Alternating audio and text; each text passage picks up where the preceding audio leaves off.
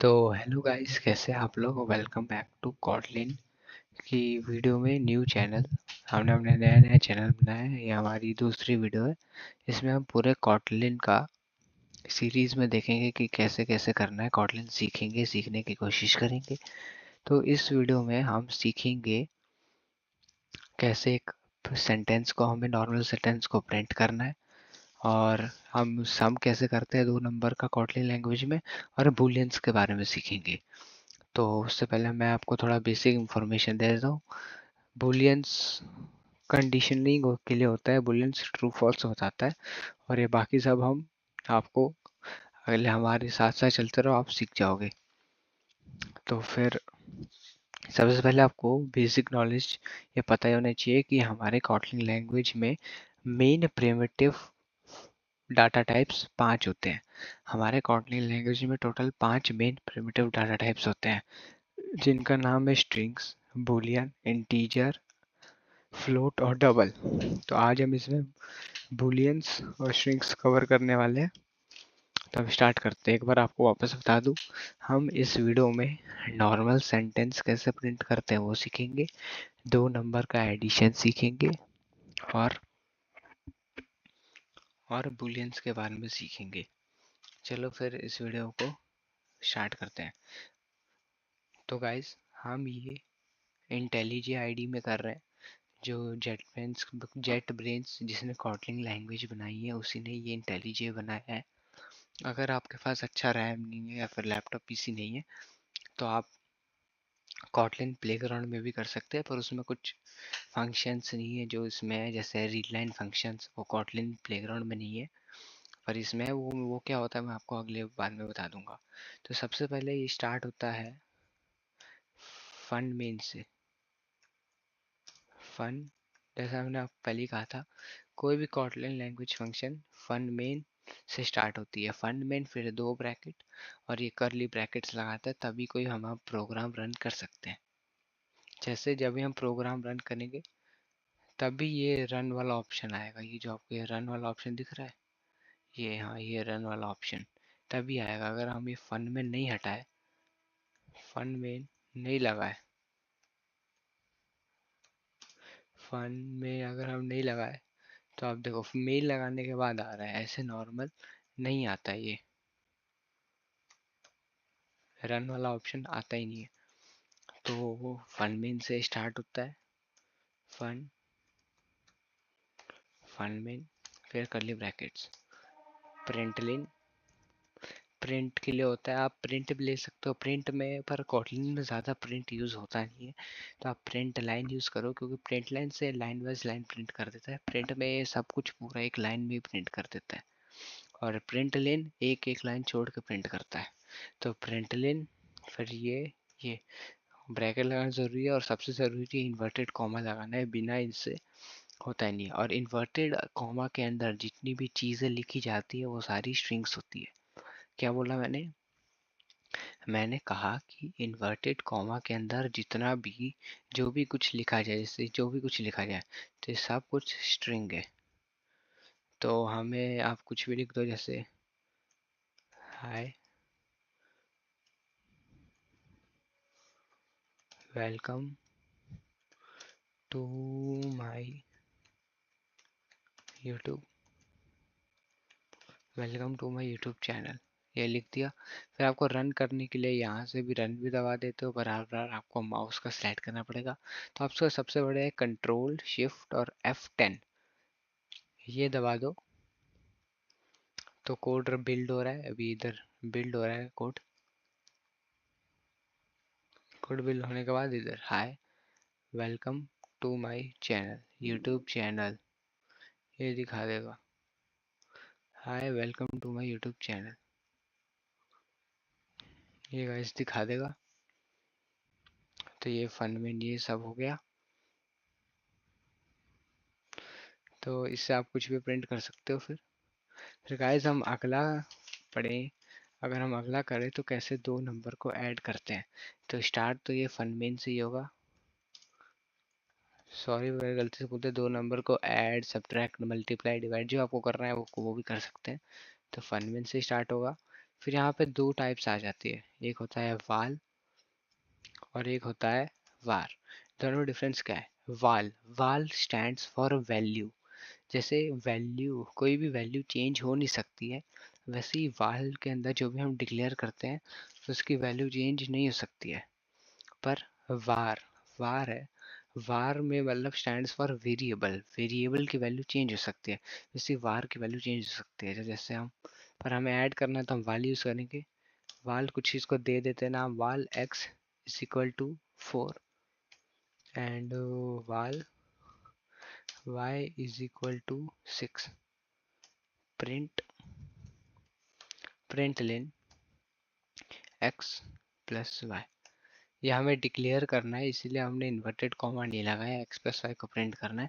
फिर इसमें हम करेंगे, रन करेंगे कोड, तो हमारा आंसर क्या आएगा? आंसर आएगा हमारा 10। ये देखो इधर 10 आया नीचे। तो आप इसमें एक और चीज़ कर सकते हो, फिर इसमें लिख सकते हो val sum is equal to x plus y. तो val sum equal to x plus y लिख दिया, फिर इधर आप x प्लस वाई की जगह सम लिख दो।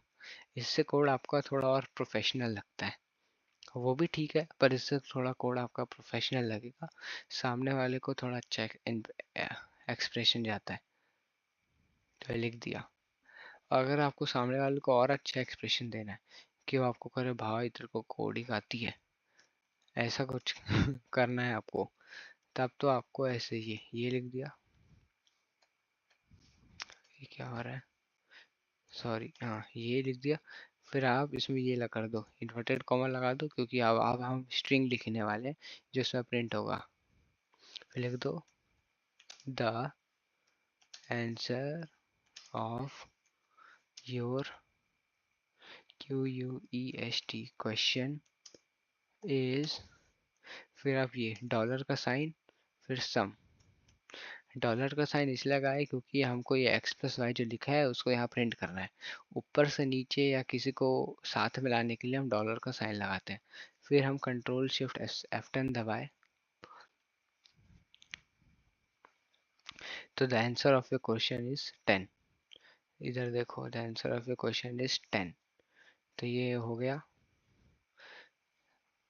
फिर हमने सम भी सीख लिया। आप इधर जैसे कुछ कुछ महान बच्चे होंगे जो 4 की जगह -6 डाल देंगे और इसकी जगह -5 डाल देंगे, फिर रन करके देखेंगे तो उनको -11 मिल जाएगा। कॉटलिन स्मार्ट है तो आंसर आपको -11 दे दिया। आप माइनस भी कर सकते हो, फिर आप इन प्लस का साइन हटा के डिवाइड करो तो डिवाइड में भी आंसर दे देगा।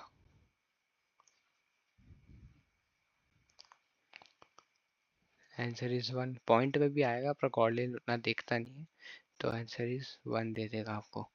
फिर हम अगले पे चले, तो अगला है हमारा बाबू, sorry guys.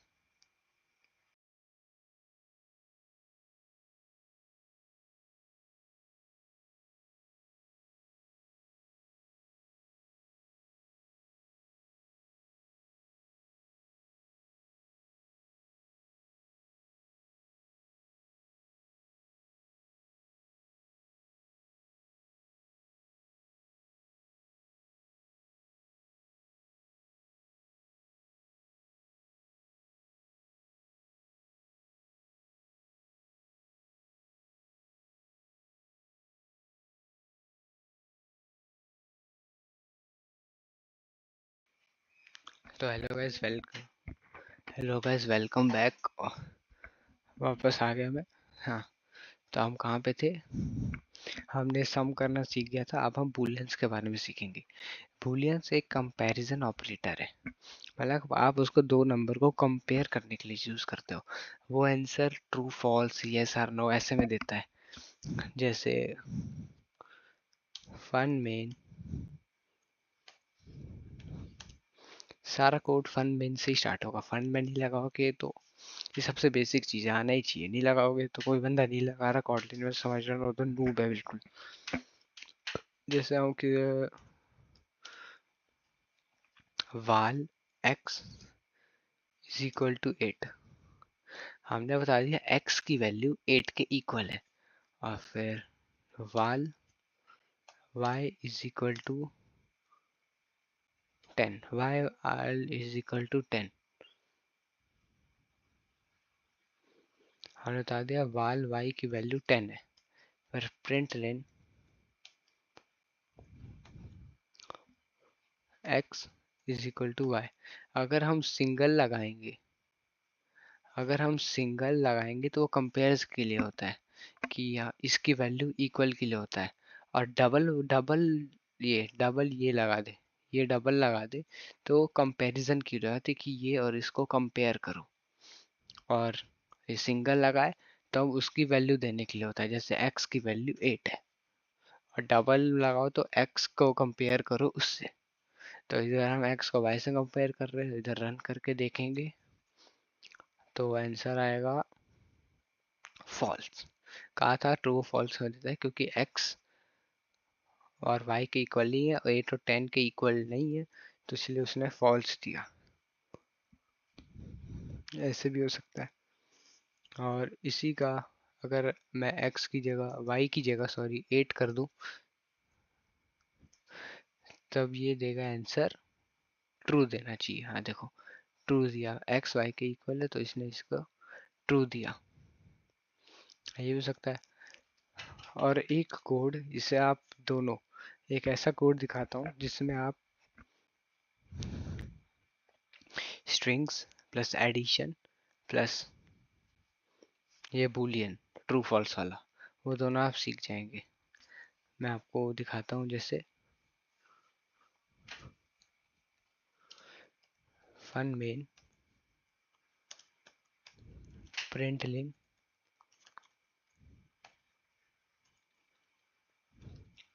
The answer is, आप इधर ऐसे ही छोड़ दो दी आंसर इज, फिर आपको अगला करना है val x is equal to 6, val y is equal to 7,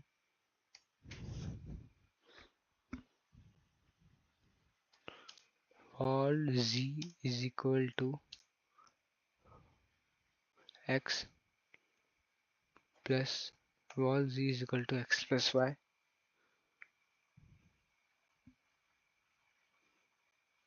val z is equal to x plus y हो गया। फिर हम लिख सकते हैं val a is equal to 6, val is equal to 13। ये लिखने के बाद हम लिखेंगे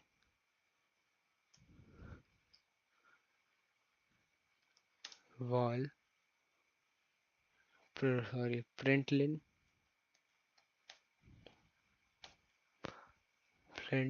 z